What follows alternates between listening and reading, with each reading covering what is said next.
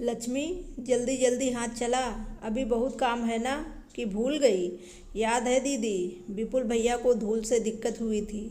विमला जी का एक बेटा और बेटी पढ़ने बाहर गए थे और फिर वहीं नौकरी पाकर बस गए।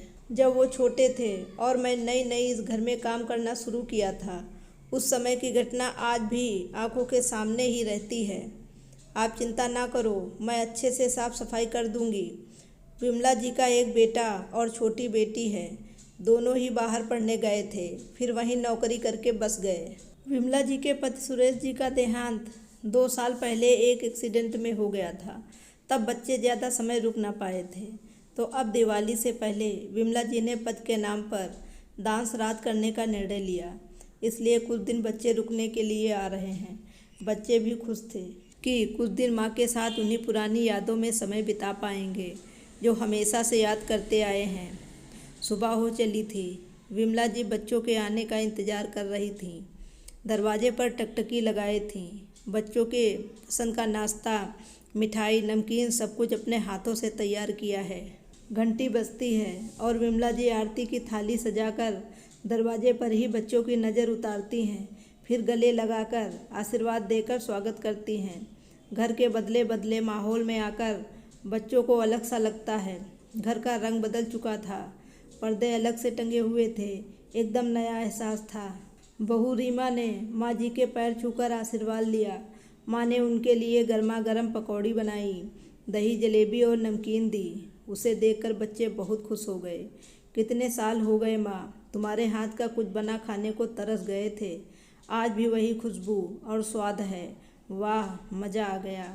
बच्चों ने घर में कुछ बदलाव महसूस किया जो पापा जी के समय नहीं था। माँ अब आत्मनिर्भर हो गई थी। विमला जी ने जो समय अकेले काटा है, शायद उस वजह से उन्होंने खुद को व्यस्त रखना और खुद को खुश रखने का जरिया ढूंढ लिया था। घर पर रहकर ही वो बच्चों के लिए कपड़े सिल दिया करती थीं और छोटे मोटे काम करती रहती थीं जिससे उनको खुशी मिलती थी। लेकिन बच्चों को ये छोटा काम करना पसंद नहीं आ रहा था।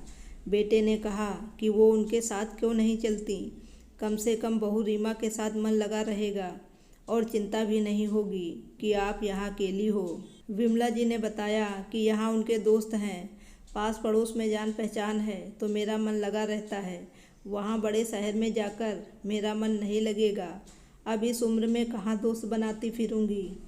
तुम चिंता मत करो, मैंने खुद को संभाल लिया है। और फिर सामने वाले भाई जी की बेटी अंजलि है, कुछ भी ज़रूरत होती है तो वो मदद कर देती है। जब तुम यहाँ थे तो तुम लोगों के साथ समय निकल जाता था, पर अब अकेली हूँ तो अपने तरह से जो पसंद होता है वही करती हूँ। कोई टोकने वाला भी नहीं होता। मेरी फिक्र छोड़, मैं ठीक हूँ और खुश हूँ। फिर माँ बेटे को मना ले जाती है अपनी बातों में। तनु को घर में आकर पापा की बहुत याद आती है। उनकी कमी बहुत खलती है। उसे ऐसा लगता है कि जब पापा थे तो माँ भी सबके हिसाब से रहती थी, पर अब वो अपने मन का करती हैं।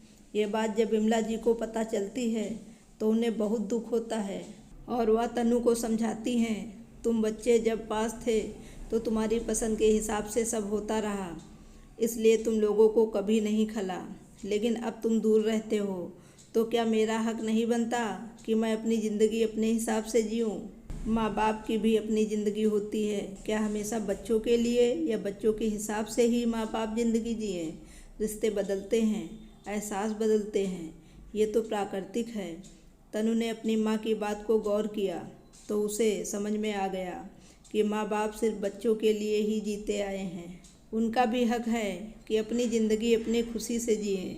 बच्चे दूर रहकर अपनी लाइफ स्टाइल को नहीं बदल सकते, तो फिर माँ बाप बच्चों के जाने के बाद खुद को क्यों ना बदलें। विमला जी की इन सब बातों से पूरे परिवार का नज़रिया और सोच में बदलाव आ जाता है। दिवाली का समय भी आ जाता है। विपुल, रीमा और तनु ने विमला जी के साथ मिलकर पूरे परिवार ने खूब मस्ती की। बच्चों को खुश देखकर माँ की फीकी पड़ी दिवाली रंगीन हो जाती है। दोस्तों, ये पूरी कहानी सुनने के लिए आपका बहुत बहुत धन्यवाद।